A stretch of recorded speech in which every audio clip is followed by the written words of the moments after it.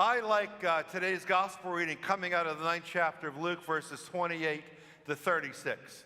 If we follow the example and the lifestyle of Jesus Christ in today's gospel reading, we can develop in our own lives lasting friendships, lasting relationships, and not relationships that are fleeting and dissolve quickly.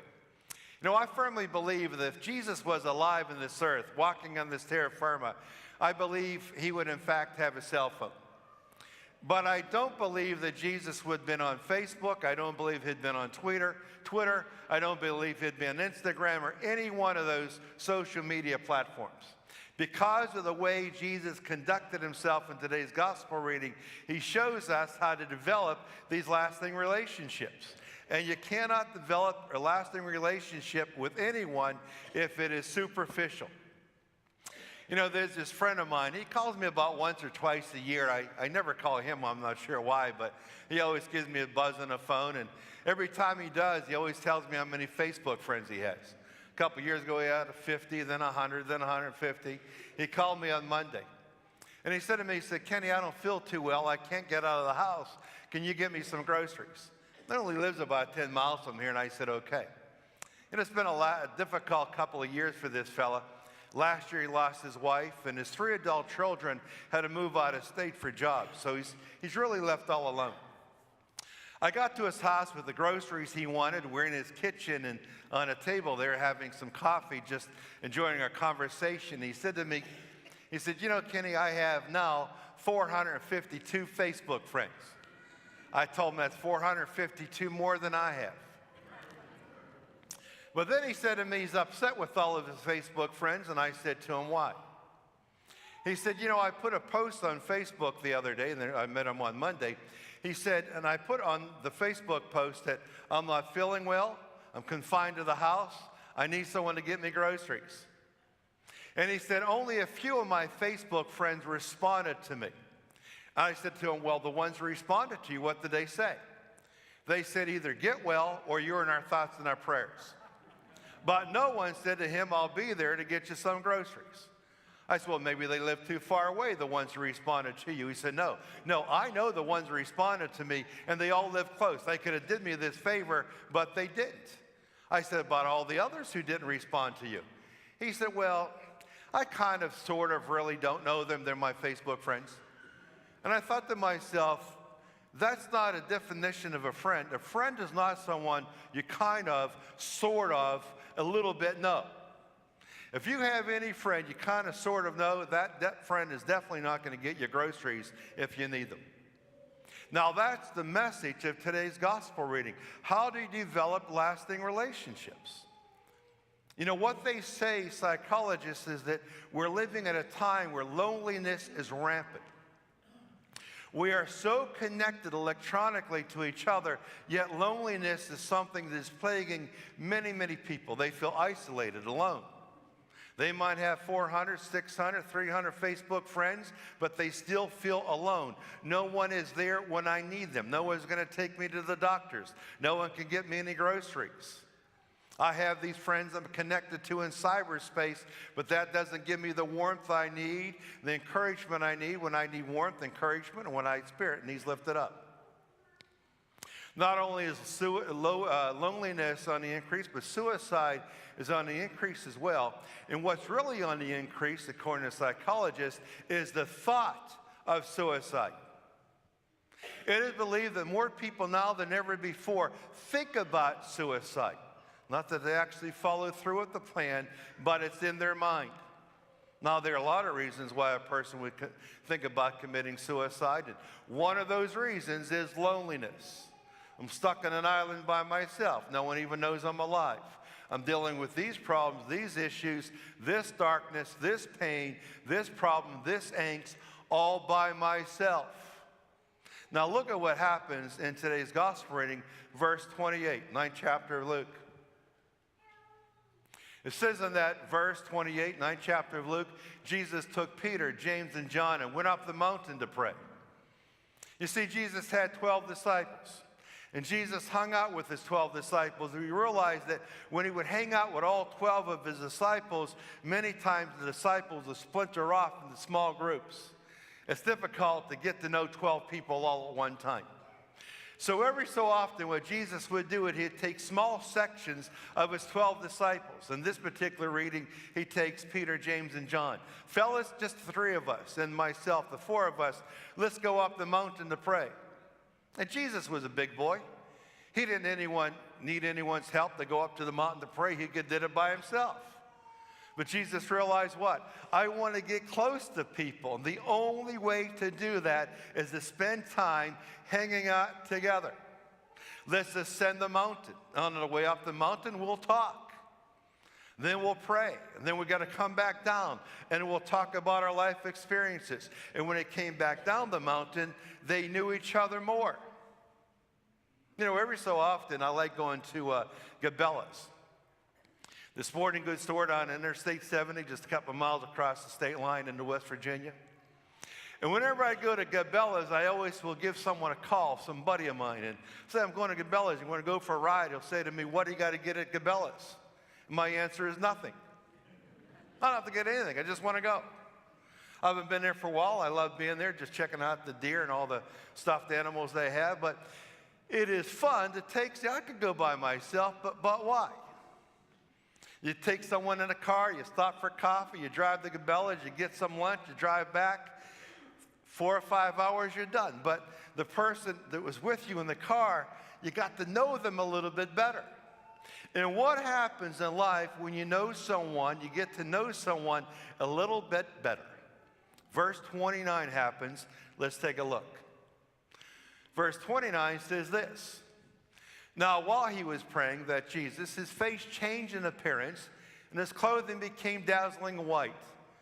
Did Jesus actually have a transformation? Did his clothes actually change in appearance? What happens is this.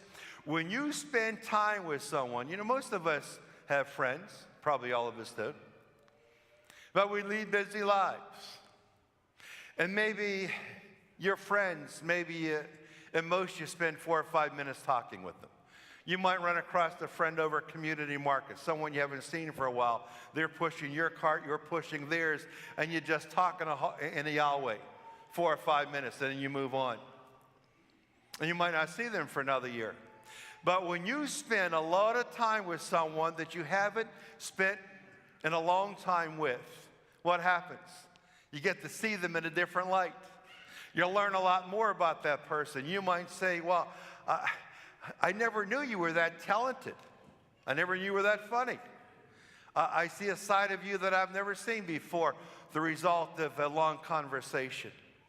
And when you see someone in a different light, they actually change in appearance. They look different to you because their life has been elevated in your eyes. You learn and you know so much more about them. They just change. They look different. And Peter was excited about being up there on that mountain with Jesus, James, and John. And look at what Peter says in verse 33. Verse 33, 9th chapter of Luke. And this is the gift of spending time with each other. You develop a memory. And look at this. As they were about to part from him, Peter said to Jesus, Master, it is good that we are here. Let us make 3 tents, one for you, one for Moses, and one for Elijah. What was Peter actually saying? Jesus, I want to make this a Kodak moment. They didn't have cameras back then, but that's what I want to do. I enjoyed being here with you, Jesus, James, and John. I want to build 3 monuments, 3 memorials. So that years from now, if I ever ascend this mountain, when I get to the top, I'll see those monuments, those memorials, those tents. And I'll say to myself, I remember the day I spent with Jesus, James, and John up in this mountain. Jesus invited me to this mountain, and I said what? Yes to the invitation, and so I went. I'm sure Peter said, I could have did other things rather than going to the mountain. But nothing I could have done would have equaled the joy I had on that mountain when I said yes to the invitation of Jesus. That was a good time. You see, that's how you make memories. You cannot make a memory with a Facebook friend by typing them a message. What are you going to say as you dream about, as you share memories? You remember that time I typed you this? And I typed that back. Oh, yeah, I'll never forget it. That was the greatest day of my life. You can only have memories with someone when you do something with them. You pick them up, you drive them someplace, you spend some time together, you have a meal, you have a coffee, and you have conversation. That's what you remember. That's what human beings crave. Human beings who are lonely crave conversation. They crave just wanting to be with another person. Why is loneliness on the rise when we're so connected? Because our connection is superficial. It's not visceral. It's not inside of the heart. It's not part of the stomach. It's not what makes your blood tick and boil and move. You see, Peter was right. This is chapter 9. By chapter 20, compositionally, 5 months later, chronologically, Jesus would begin the road to Calvary, and Peter would watch, not knowing what to do. Peter was right. Peter didn't know if the future would be better or if it would be worse. All he knew was right now, hanging out in this mountain with my buddies, Jesus, James, and John, it doesn't get any better than this. He was right. This is chapter 9. By chapter 22, compositionally, 5.5 months later, chronologically, Jesus would be crucified, and Peter, his buddy, would deny him 2 times. You see, Peter was right. Peter didn't know if the future was going to be better or worse. All he knew was right now, right today, up in this mountain, this is as good as it gets. Jesus, I'm glad I said yes when you said to me, come to the mountain. Because we were able to learn about each other. I got closer to you. And Peter got so close to Jesus that what eventually would happen? Jesus said, Peter, upon you I'm going to build my rock. Because, Peter, I got to know you. Because you spent time with me, I with you, and I like what I saw. You changed in my eyes. Your position elevated. That you have a friend. A true friend. They say in one lifetime, this is really the definition of a friend. And the definition of a friend is not someone you kind of, sort of, a little bit know. That's not a friend. That's an acquaintance. That's just someone out there in cyberspace. You have a true friend. They say in one lifetime, if you have one true friend, consider yourself lucky. A true friend whom you can talk to, share your thoughts, and they don't quickly share your thought with many others. Your thought stays with them. They don't judge. They're there to support. They're there to help.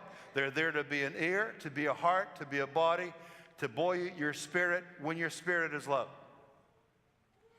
That's what Jesus Christ did. I am positive he would have had a cell phone if he were alive today. But I do not believe he'd be on Facebook, Twitter, Instagram, Tumblr, any one of those other platforms. Because Jesus realized what it really takes to develop lasting, solid friendships. It is the nurturing power of presence, of being in the face of someone else, one-on-one connection. There's no substitute for it. I'm going to leave you with this. And I'll just tell you what it is, and then I'll walk away, and then we'll move on with the rest of the Mass. And you can analyze what I'm going to share with you and what it means. There was this 6-year-old little boy, and he's talking to his mother about his 2 grandfathers. He said to his mom, Mom, I love my one grandfather way more than I love the other grandfather. And she said, why? And he said this, because whenever you take me over to my one grandfather so that he could watch me whenever I get to his house, he always finds things for me to do.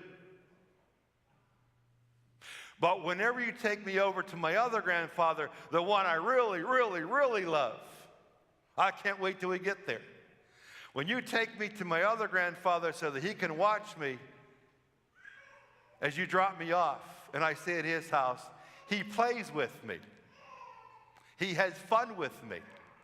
He spends time with me. I love him more than the other grandfather.